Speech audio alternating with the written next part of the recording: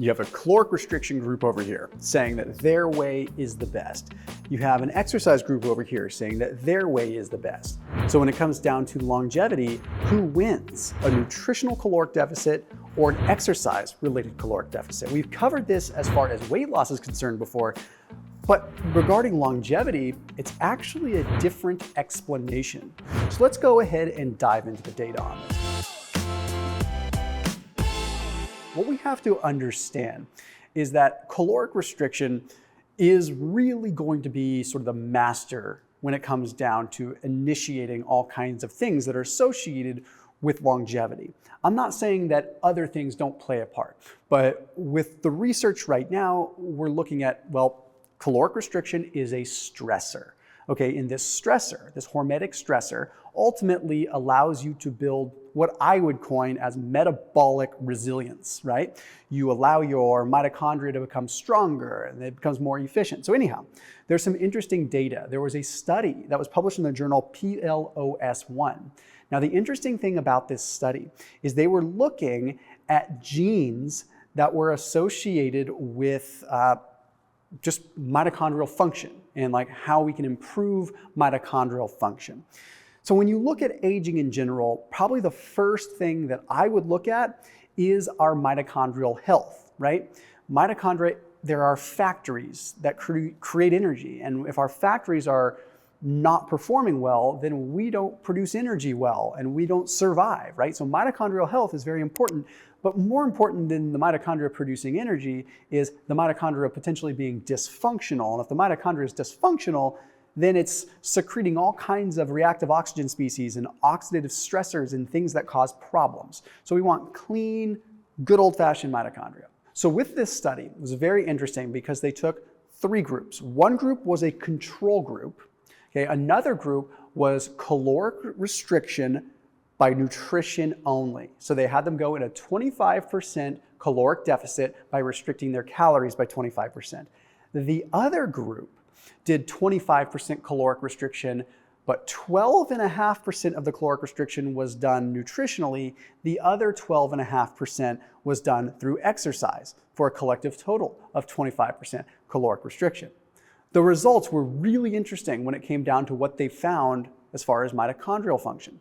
So the main thing they were looking at with biopsies were the genes that were present. What genes were being expressed?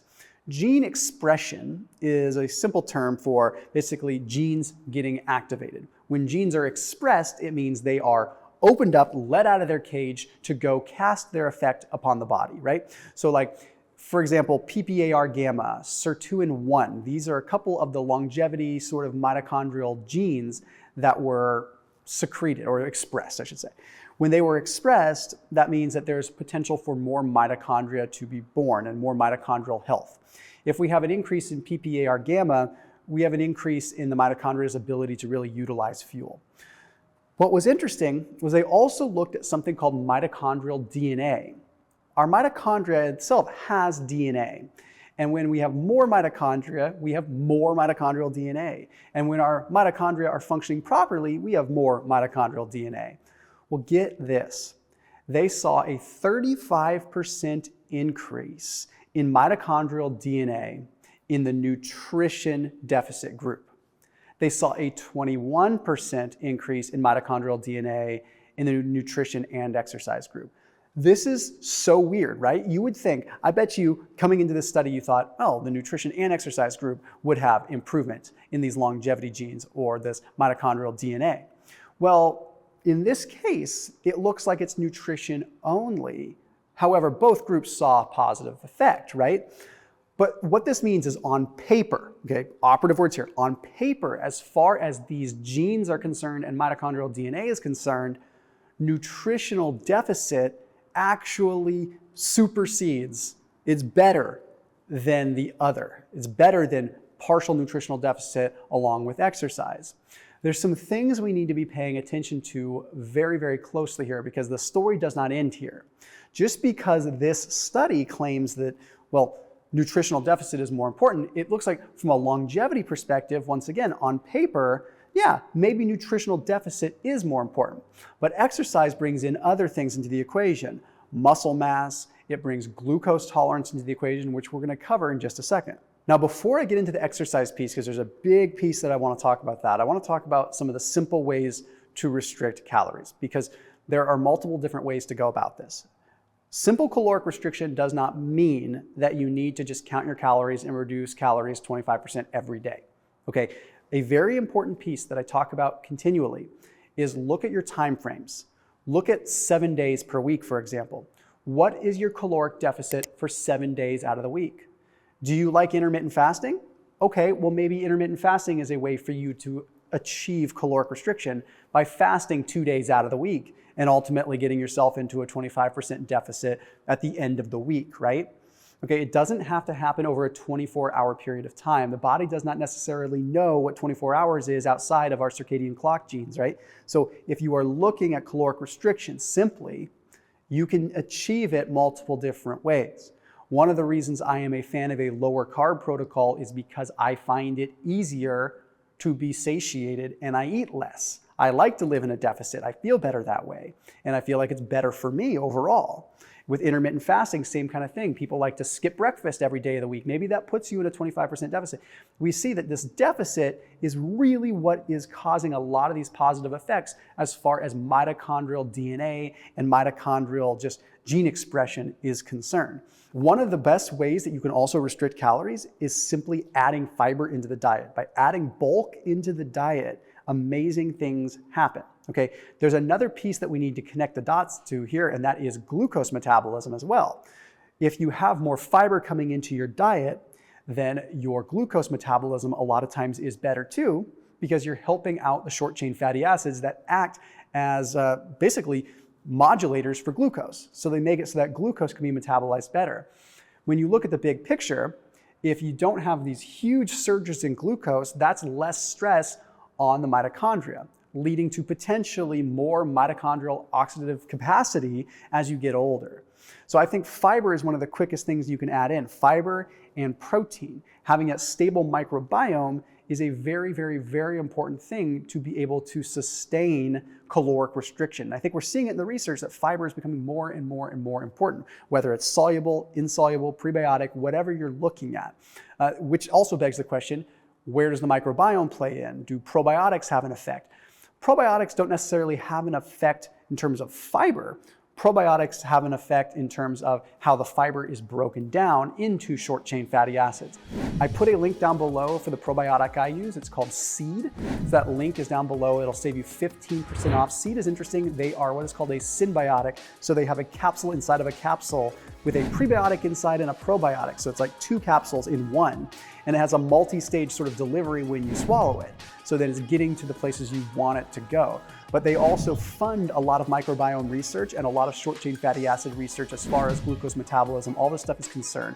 So it plays a very big role. So that link is down below. Use code THOMAS15 to save 15% off your daily Synbiotic from Seed. So now we're gonna move into the exercise piece. One of the biggest drivers for overall longevity that we're starting to see a lot of people talk about, Peter Attia, we're talking David Sinclair, even Charles Brenner, all these guys still associate protein and muscle mass with longevity. It's still very important pieces, right? And if you're not exercising, you're not going to have muscle mass. So I don't want you to take this study and say, I never need to exercise as long as I eat in a deficit, because if you don't use it, you lose it.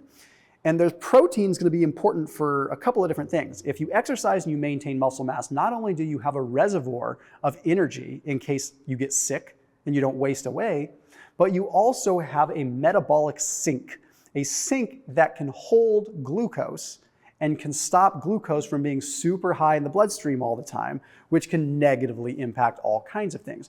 Glucose metabolism, excess glucose metabolism, can deplete the NAD stores. And when you start depleting the NAD stores, then you are lessening the activation of sirtuins. Sirtuins are genes that are associated with longevity, so a very, very important piece here. Now, there's another piece we have to look at that is called G-Flux that was not thought about in this study, but that's not what the study was about. It was about gene expression, mitochondrial biogenesis, and all this. So G-Flux is something that I've covered in other videos. G-Flux is pretty simple. It implies this. If I am burning 5,000 calories a day because I'm super active, and I'm consuming 5,000 calories per day to compensate for that. Is that better or worse than consuming 2,000 calories per day and burning 2,000 calories per day? Well, believe it or not, the person that is eating more and exercising more is actually going to have a healthier metabolism and probably have longer-term weight loss success.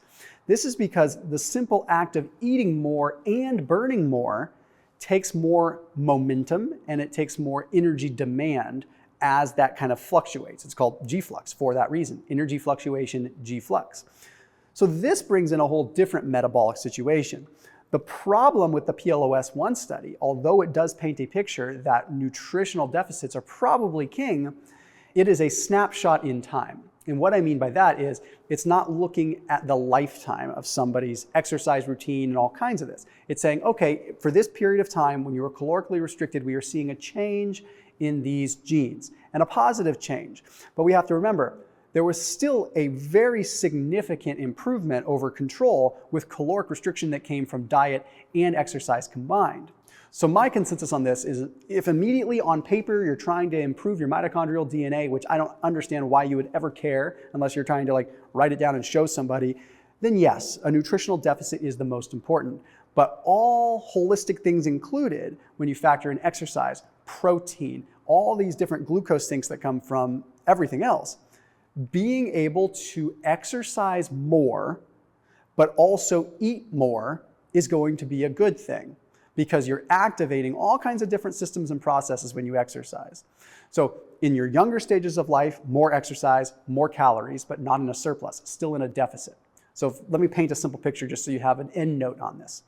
If your base metabolic rate, your normal amount of calories for maintenance is, let's just say 2,500 calories, well, then maybe you exercise for 1,000 calories, that would put you at 3,500 calories maintenance, right? Purely hypothetical. 2,500 basic metabolism, 1,000 calories of exercise and activity. Okay, great, 3,500 calories. That's what you need to maintain. At this rate, it would be better to probably be in the ballpark of 3,200, right? That way you're still exercising. Part of your deficit is still coming from exercise, but you're also still getting a nutritional deficit too, right? So you're getting a deficit from exercise and a deficit from nutrition. An even better situation to paint a picture would be 2,000 calories of exercise, putting you at 4,500 and maybe eating 4,000. So you're having more of a deficit come from exercise and more of a deficit come from nutrition, but everything is a little bit higher, right? You're taking in more and you're exercising more, but your overall net deficit is still pretty large. So it's okay to be in a deficit. I want you to be in a deficit as much as you can comfortably, but I want you to be in a deficit at a higher level. That way you reap the benefits of both things. So as always, keep it locked in here on my channel. I'll see you tomorrow.